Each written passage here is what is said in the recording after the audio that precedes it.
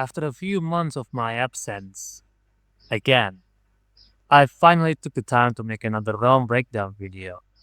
My upload schedule has really been in the toilet right now, but I've gained some free time for which I could focus more on these projects. The link to the games that is being showcased in my videos for the realms will always be in the description. Alright, I think that's enough stalling from me. Let's get to the video. Welcome to the Warp Realm, the last of the pre-ignition racing rounds that I am going to cover, and also quite possibly the most disorienting one ever created by the AcceleRacers. As usual, let's start with the official card description, which honestly sets the tone perfectly. In the Warp Realm, normal physics no longer apply. The track twists in on itself like a knot. Gravity appears to have gone on vacation, and reality itself gets, well, warped. And yeah, you can see all of that in the card art. The track bends into impossible shapes. One of the cars on the image to the left of the image looks like it's being stretched apart, like space itself is trying to pull it into pieces. The Warp Realm is one of, if not the most visually and physically chaotic racing realm I've ever seen. The realm looks like a shattered dimension, barely held together by the pieces of the distorted track floating in a kaleidoscope of chaos. The background is a mess of fractured geometry, glowing blue and green crystalline structures, and an eerie, impossible sense of death, like the entire realm was folded in on itself. The track isn't a solid path. It's more like a fragmented mirror, reflecting itself in a bizarre direction. Some pieces hang in midair with no visible support, others twist upside down, suggesting gravity means absolutely nothing here. From the moment that a driver enters the warp realm, it was clear that nothing made any sense here. This whole realm is constructed solely for the purpose of distorting the driver's sense of orientation. Truly, a place where even the most skilled drivers question their instincts.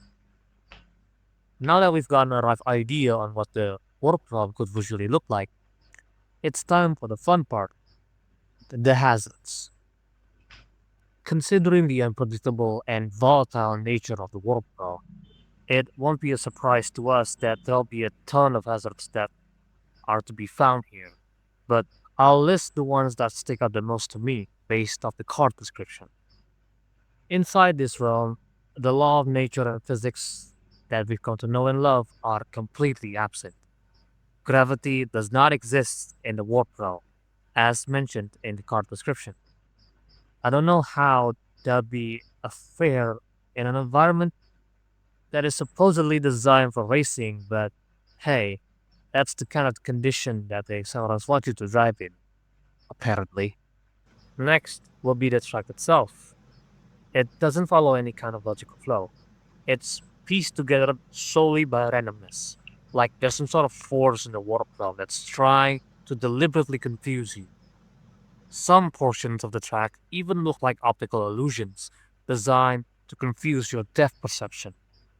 It's like the track itself is alive. There's no rhythm, no predictability. I know that it might sound a bit way too reaching into it, but I honestly cannot get. I have no other way to describe it, to be honest.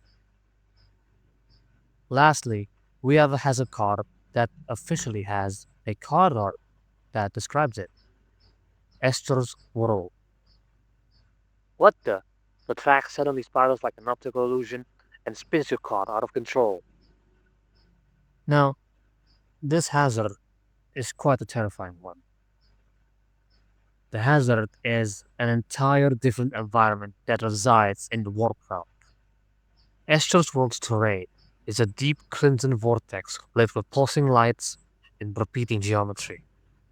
Multiple layers of looping track coil and contort through a pitch black void resembling a demonic hellscape. The track calls into itself like a predatory spiral, twisting, folding, and looping in ways that would break all laws of physics. From the card art, you already get a sense of vertigo inducing chaos, like racing through a collapsing fractal. The edges of the track are lined with rows of curved, fang like railings resembling jagged teeth. They evoke the idea that you're driving through the gullet of some monstrous, interdimensional entity. It really doesn't help that Esther's world is awfully dark. The only apparent lighting that can be seen here is by those said fang like railings, but it is quite dim, as you can see if you took a closer look of the hazard card art. I can't imagine actually surviving this whole place. Winning doesn't even feel like a priority anymore. This makes the terrain, both visually and physically, hazardous. The track curves like ribbon, but punishes like iron. In the distance, you can see a riding mass of looped roads and abstract forms spiraling upward and sideways, casting shadows against the hellish red sky. There's no horizon, no ground, just a skybox of surreal, vector-like horror. This whole segment of the realm gives off biomechanical vibes, like it was constructed not with tools, but grown organically to nightmare logic. Everything about Esther's world is wrong on purpose.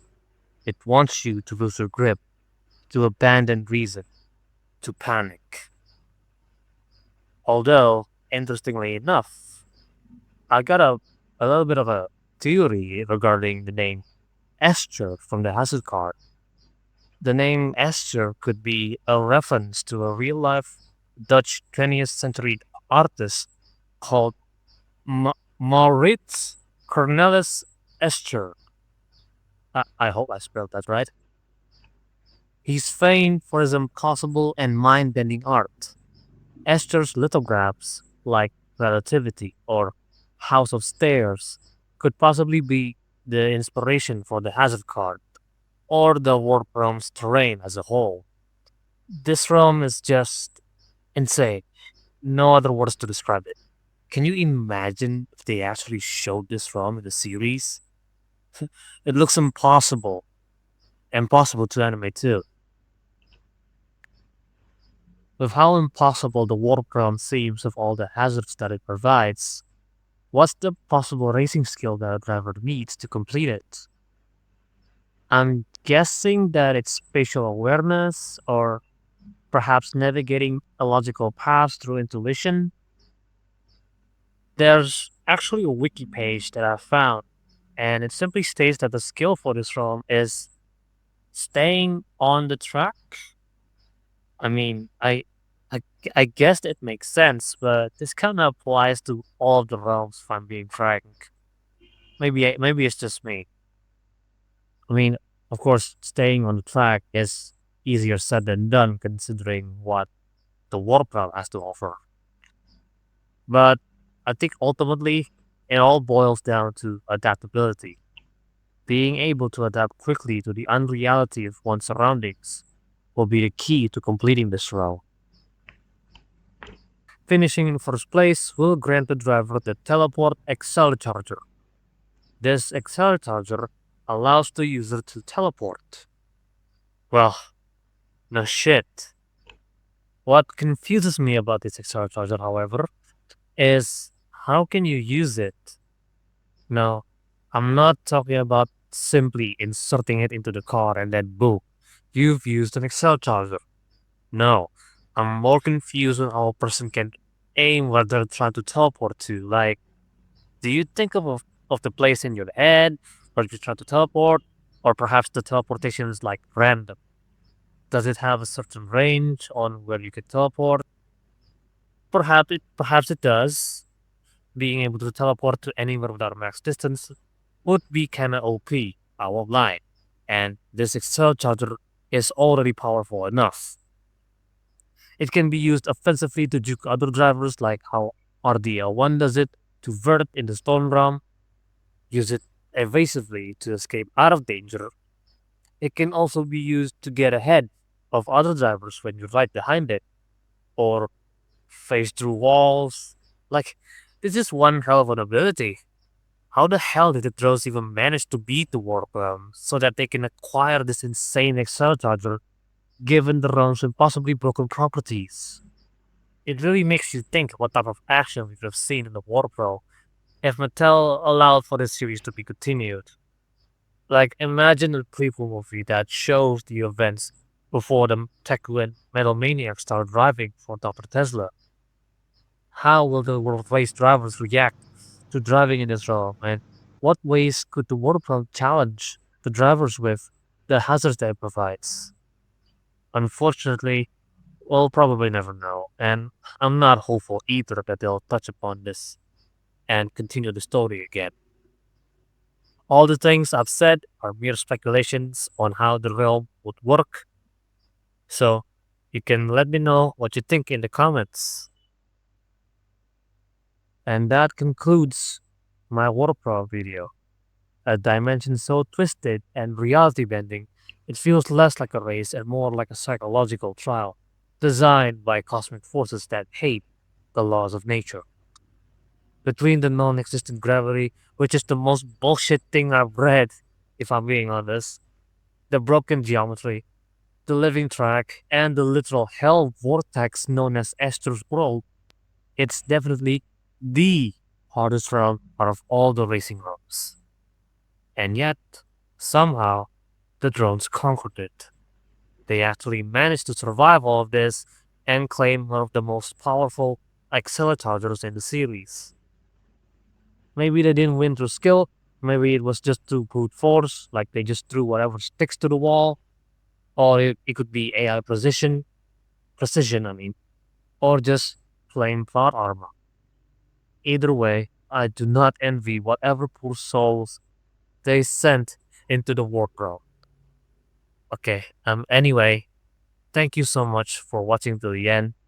I hope I didn't end this video too abruptly, and once again, I'd like to apologize for my dismal upload schedule because I got real life things to do, and I'm a massive procrastinator. But I always try my best to be more flexible with my time, so I could upload these realm breakdown videos more often. Since I've covered the last of the 3 pre-ignition realms, I'm gonna do a poll to decide if you guys want me to cover the movie realms first or the card game ones. I can already tell what's gonna be the result. But until then, see you next time.